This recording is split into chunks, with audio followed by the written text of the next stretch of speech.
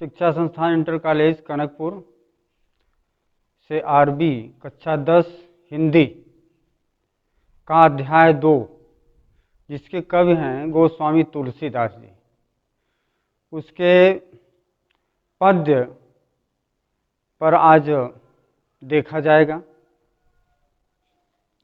देखें, ये अध्याय शीर्षक धनुष भंग से लिया गया है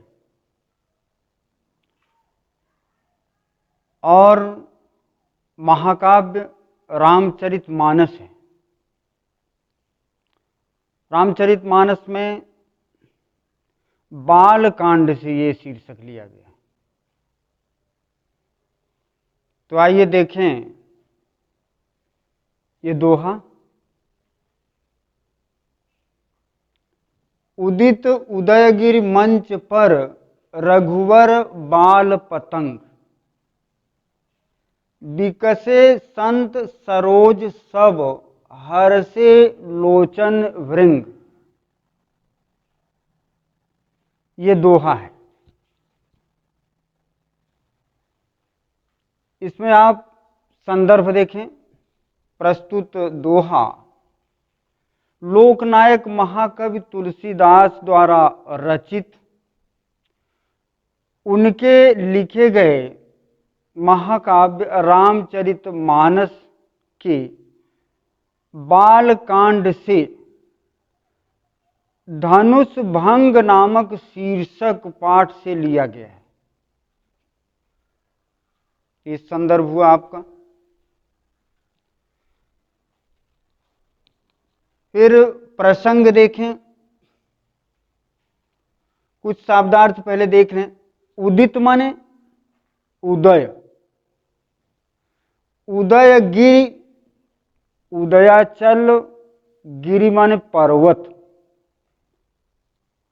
बाल पतंग, बालक रूपी सूर्य, भगवान श्री राम की उपमा दी गई है। विकसे खिल उठे, सरोज शब्द का अर्थ कमल,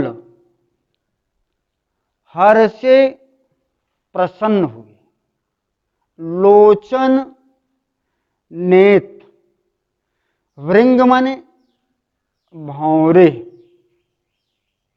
ये शब्दार्थ हो गया। अब आप प्रसंग देखें। प्रस्तुत दोहे में भगवान श्री राम के स्वरूप का बड़ा ही मनोहारी चित्रण किया गया है। गोस्वामी जी ने उनके स्वरूप की सुंदरता प्रकृति से उपमा देते हुए बताया। प्रकृति प्रदत्त क्या है? जैसे ये उदयगिरि पर्वत, बाल पतंग, बालक रूपी सूर्य। भगवान श्री राम की उपमा, उनके स्वरूप की उपमा, सुंदरता का उदाहरण सूर्य के द्वारा दिया गया। आगे देखें आप व्याख्या। दोहा एक बार फिर से पढ़ें जैसे आप पढ़ते हैं। उदित उदयगिरि मंच पर रघुबर बाल पतंग, विकसे संत सरोज सब हर्षे लोचन भृंग। आइए व्याख्या देखें। महाकवि गोस्वामी तुलसीदास जी कहते हैं कि जब विश्वामित्र जी श्री राम को लेकर के सभा में मंच पर उपस्थित हुए तो उनका स्वरूप बहुत ही तेज लग रहा था जब वो धनुष भंग के लिए मंच से उठे तो उनका स्वरूप बाल पतंग, उनका स्वरूप प्रातःकालीन सूर्य की किरणों के समान तेज प्रतीत हो रहा था, जैसे उदयाचल पर्वत पर प्रातःकालीन सूर्य की किरणें पड़ रही हैं।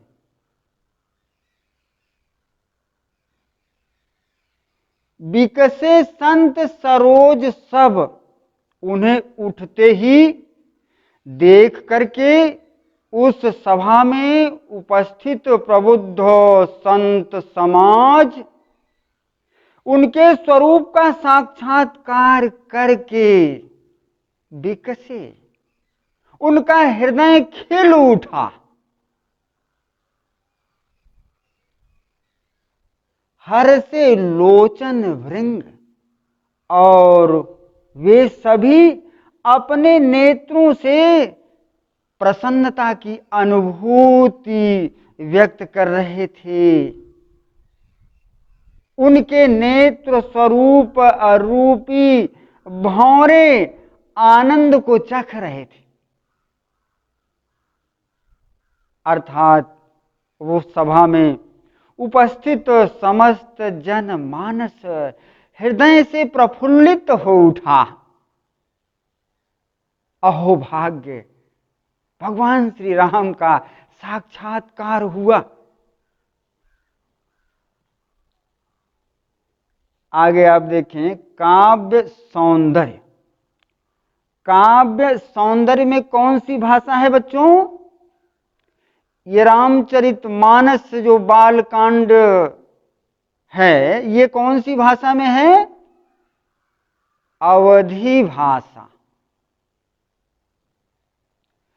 शैली प्रबंध और चित्रात्मक शैली का समावेश है। गोस्वामी जी ने इस शैली में अपनी स्वरचित कल्पना के माध्यम से भगवान श्री राम के आदर्श का गुणगान किया। गुण माधुर्य है, रस श्रृंगार रस है। श्रृंगार रस कैसे है बच्चों? मर्यादा पुरुषोत्तम भगवान श्री राम के स्वरूप का सौंदर्य का बड़ा ही मार्मिक हृदय स्पर्शी वर्णन किया गया है। भगवान श्री राम का स्वरूप सूर्य की किरणों के समान तेज। छंद दोहा, अलंकार अनुप्रास एवं रूपक अलंकार, भाव साम्य। महाकवि गोस्वामी तुलसीदास जी के रचित इस दोहे में भाव की समानता ठीक इसी प्रकार कविवर बिहारी के दोहे में देखा जाता है। उदाहरण में आप दोहा जो पढ़े होंगे कि मनो नील मणि शैल पर आतप परेव प्रभात। इस तरीके से आज ये पद्यांश भाग यहाँ समाप्त हो रहा है और अगले दिन इसका अगला भाग आपके सामने अध्ययन के रूप में प्रस्तुत किया जाए।